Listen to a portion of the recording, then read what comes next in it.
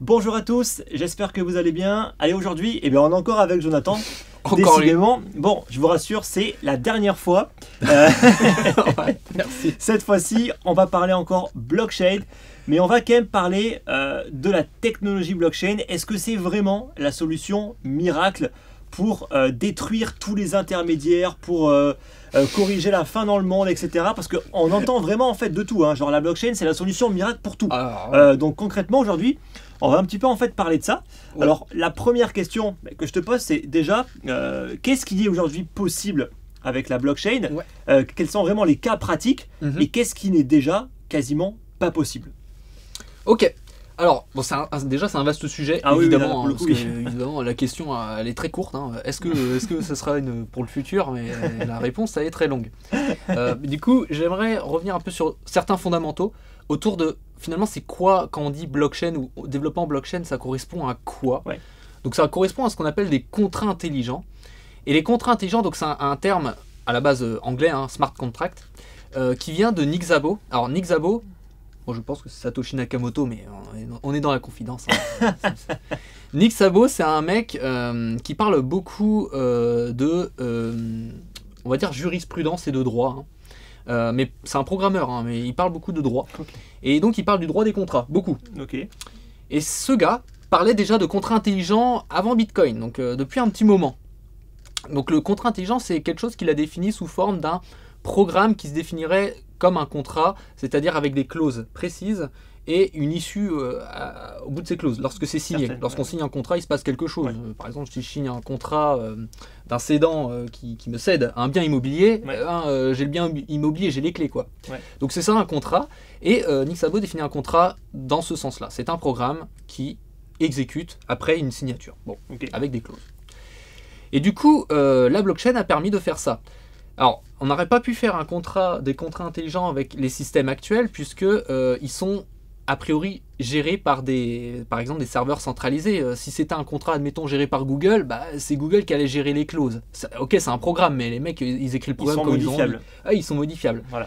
Par contre, avec la blockchain, là, c'est plus tellement modifiable. Ça fait partie du protocole qui est régi par le consensus. Par exemple, pour Bitcoin, c'est la preuve de travail. Là, on commence à être dans quelque chose qui n'est pas modifiable par un parti tiers et qui est autonome. C'est-à-dire c'est quelque chose qui s'exécute tout seul lorsqu'il a été publié dans la blockchain, dans le réseau décentralisé. Petit point de détail qui est très intéressant, et peut-être ça vous l'ignorez, c'est que en fait Bitcoin gère des contrats intelligents.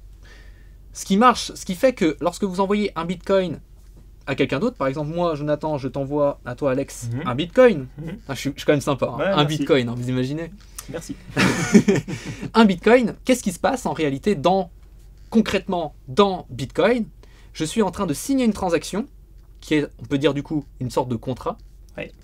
Et ce contrat, il est exécuté par le réseau Bitcoin. Et ça repose sur un langage qui s'appelle le script, avec les opcodes. Alors ça, j'en parle dans une vidéo sur ma chaîne. Je pense qu'on pourrait mettre le lien dans la description, c'est intéressant. En tout cas, voilà, Bitcoin gère des contrats intelligents. Maintenant vient Ethereum. Alors, le problème de Bitcoin, c'est qu'il est très limité pour faire des contrats intelligents, on va dire, complexes. Par exemple, dans la programmation, il y a ce qu'on appelle la boucle. La boucle, c'est le fait de répéter une opération n fois, plusieurs fois.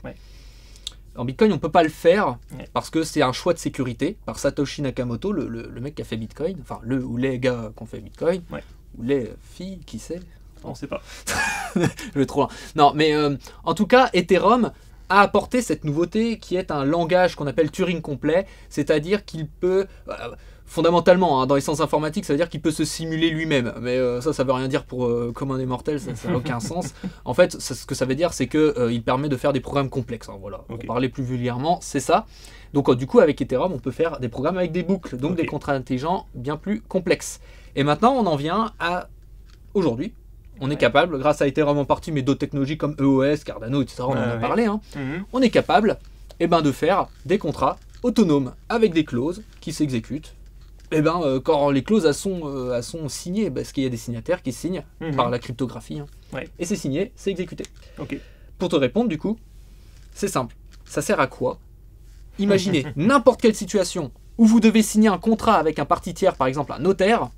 Imaginez n'importe quelle situation avec ça, une assurance, peu importe, un parti tiers. lorsque vous signez un contrat, bah, imaginez ça, vous pouvez l'appliquer et le mettre dans une blockchain.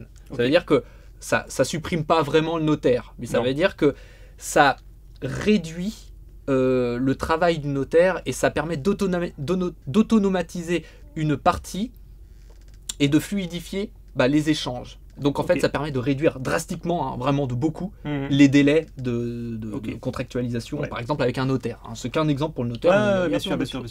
Ah, c'est sûr que le notaire, on en parle quand même assez régulièrement, notamment par rapport à l'immobilier. Ouais, c'est l'exemple. Ça, c'est l'exemple. Mais ce qu'il faut comprendre, c'est que le notaire va pas disparaître. Voilà, ça au moins, il faut le dire. Hein. Je sais qu'il y en a beaucoup qui rêveraient en fait, mais ce qu'il faut comprendre, c'est que c'est bien joli en fait de faire un contrat, mais il faut quand même être sûr que ce contrat soit bon. Parce qu'en fait, n'importe qui pourrait faire n'importe quel contrat. Il faut quand même au final, notamment par exemple pour l'immobilier, il faut quand même une personne qui va se porter garante de ce contrat. Et notamment une personne qui va être neutre, notamment entre l'acheteur et le vendeur. Et notamment, c'est carrément le rôle du notaire en fait de faire ça. Exactement. Donc le notaire ne va pas disparaître justement, comme tu l'as dit. Et donc je rebondis un petit peu en disant que ce n'est pas la solution miracle pour supprimer tous les intermédiaires. Absolument Certains peuvent être supprimés, d'autres ne peuvent pas être supprimés. Et il faut comprendre que c'est pas parce qu'on met une information dans la blockchain qu'elle est bonne. On peut très bien mettre des fausses informations. Donc il faudra toujours en fait des personnes, un petit peu des garde-fous, pour vérifier en fait ce qu'on fait et vérifier en fait que les informations qu'on va mettre dedans, après une fois qu'elles seront mises dedans, en plus elles pourront plus être ni modifiées ni quoi que ce soit, qu'elles soient correctes. Parce que si on met tout et n'importe quoi, au final ça sert à rien. Ouais, c'est ça. Et donc tu parlais de l'audit et j'aimerais rebondir par rapport à ça. Hein. Si vous êtes notaire, ça veut dire que vous devriez avoir des compétences dans la programmation, ou du moins comprendre un contrat intelligent. Alors c'est une sacrée compétence. Et il se trouve que j'ai fait une formation sur la technologie Ethereum et sur le langage en l'occurrence Solidity qui permet de développer des contrats intelligents. Mais aussi qui dit savoir développer avec un langage, ça veut dire que vous êtes également capable après de faire des audits. Voilà, parce que vous connaissez le langage et vous savez comment ça fonctionne. Et donc j'ai fait une formation avec BitConseil sur ce sujet-là, donc le développement de contrats intelligents avec Ethereum. Donc formation, donc vraiment à destination des personnes qui veulent apprendre à faire du développement sur Ethereum pour développer des contrats intelligents et que vous soyez développeur déjà en fait de base sur d'autres langages ou même pas développeur. Au final c'est quand même vraiment fait pour tout le monde. J'ai une petite exclusivité à dire mais je vais le dire à la fin de la vidéo. Et en plus il fait du teasing. ouais quand même. Donc ça déjà en fait maintenant je pense que voilà, c'est quand même compris qu'au final c'est une solution vraiment pour créer des contrats qui vont ensuite être mis dans la blockchain et qui vont vraiment par exemple dans le cadre d'une assurance avoir beaucoup de sens et vraiment réduire le temps cassé par mal d'intermédiaires. Et même en fait le Bitcoin il casse déjà beaucoup d'intermédiaires on va dire plutôt financiers, donc les banques, surtout sur les transferts de fonds. Alors pas forcément les transferts de fonds SEPA dans l'Union Européenne parce que voilà il y a une libre circulation, il n'y a aucun problème en Europe. Par contre dès qu'on veut aller ailleurs, là on passe par beaucoup d'intermédiaires, ça prend du temps, ça coûte de l'argent. Moi qui vis à Maurice, justement, je me rends compte tout le temps. Dès que je reçois un virement de l'étranger, voilà, c'est à chaque fois des dizaines d'euros qui partent en frais de transfert. Donc ça, c'est quand même problématique aujourd'hui. Surtout que c'est quasiment complètement automatisé. Et on pourrait aujourd'hui, quand même, avec les technologies qui existent, transférer de l'argent beaucoup plus rapidement, avec des coûts beaucoup plus faibles qu'aujourd'hui. Totalement. Alors, ensuite, parlons un petit peu des applications décentralisées. Peut-être que pour beaucoup de personnes, en fait, juste le terme décentralisé, c'est pas forcément clair. Déjà, quels sont, on va dire, vraiment le cas typique d'une application qui va être décentralisée? Ce qu'il faut comprendre, c'est qu'aussi toutes les applications n'ont pas forcément vocation à être décentralisées. Il y aura tout un tas en fait d'autres applications qui vont rester centralisées. Ça aussi, je pense qu'il y a un petit peu ce mythe de on va tout décentraliser. Alors qu'aujourd'hui, je pense que la plupart des entreprises ne veulent absolument pas faire ça et ne le feront pas. Ils perdent du pouvoir s'ils le font en fait. Ouais, voilà, c'est ça. Pas partie de leur Donc il faut vraiment bien comprendre tout ça et aussi tout ce qui est blockchain public et blockchain privé. Donc quel est un petit peu en fait ton avis par rapport à ça?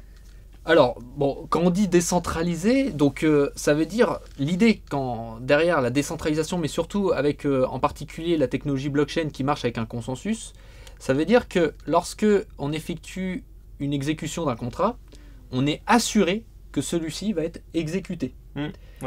Et on est assuré de ce qui va être exécuté, les clauses du contrat, son programme en fait du contrat.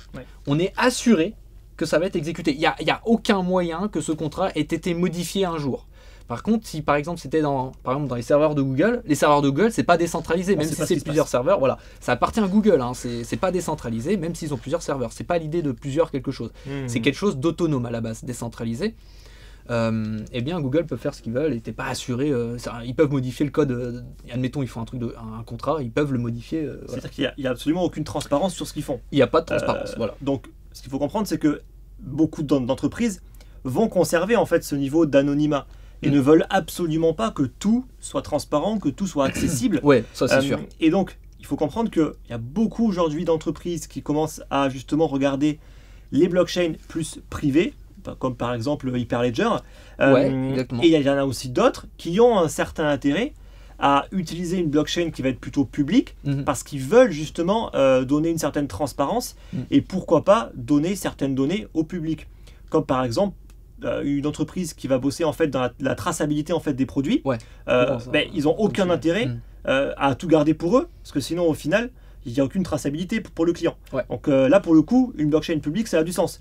Mais dans énormément d'autres applications il n'y a absolument aucun intérêt à avoir une blockchain publique. Et ça je pense qu'aujourd'hui beaucoup de personnes soit ne le comprennent pas, soit au final ne le savent même pas. Par exemple, il y a un cas, c'est dans le milieu médical, dans la santé. On ne veut pas forcément que les données de la santé soient publiques, même si elles sont hachées, etc. Effectivement. Parce que par triangulation, on peut quand même retrouver, genre tel client a eu un diabète parce qu'il a eu ça. Enfin bon.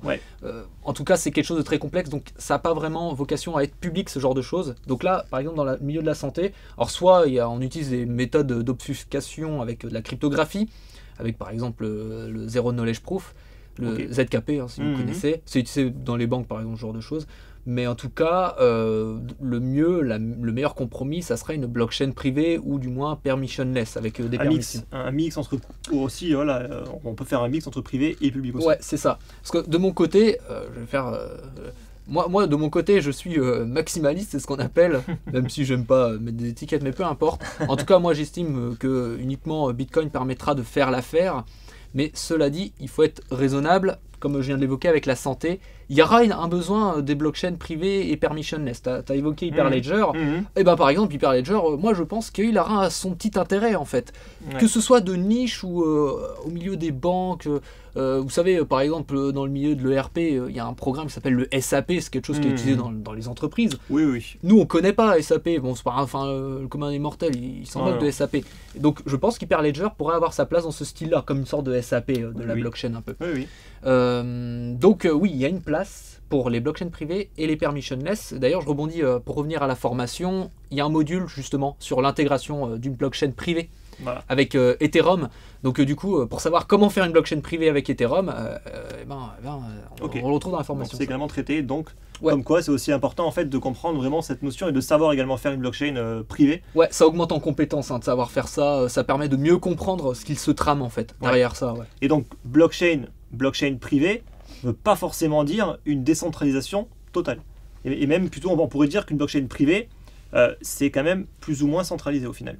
Ouais, c'est ça. Alors moi j'aime bien dire en fait une blockchain privée typiquement c'est juste, ça va être dans le cas où il y a plusieurs acteurs qui ne veulent pas se faire confiance, mais on est dans un secteur privé. Par exemple, je l'avais évoqué l'exemple dans une autre vidéo où j'avais évoqué les fournisseurs et les distributeurs. Comme tu évoquais avec le public, on ne veut pas forcément afficher dans le public les livraisons entre les fournisseurs et les distributeurs. Donc dans ces cas-là, ils vont avoir une blockchain privée qui est décentralisée parce qu'à la base, ils ne se font pas confiance.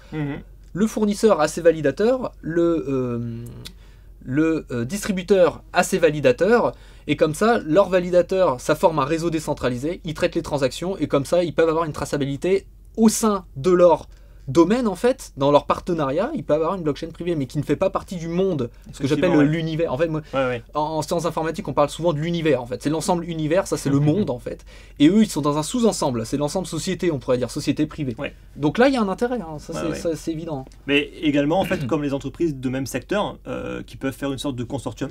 Entre elles, exactement. Pour échanger en fait simplement des données sur un réseau, justement sur une blockchain. Donc on pourrait dire même semi-privé et semi-public au final. C'est ça. Hyperledger, c'est un système par consortium. Hein. Si je dis pas de bêtises, j'en suis pas certain, mais il me semble que c'est ça. Ok. Ok, bon mais ça marche. Écoutez, en tout cas, j'espère que pour vous maintenant, c'est quand même un petit peu plus clair justement. On a fait le tour. Sur bon, qu'est-ce qu'une blockchain, qu'est-ce qu'on peut faire avec, qu'est-ce qu'on ne peut pas faire, et surtout en fait le fait qu'on ne puisse pas tout corriger avec la blockchain. Alors on aurait pu parler en fait de ça, de plein de cas pratiques durant des heures, mais après voilà. Il faut quand même savoir être court, direct. On peut pas être exhaustif, c'est sûr. Donc il y a des blockchains qui vont être privées, d'autres qui vont être publiques.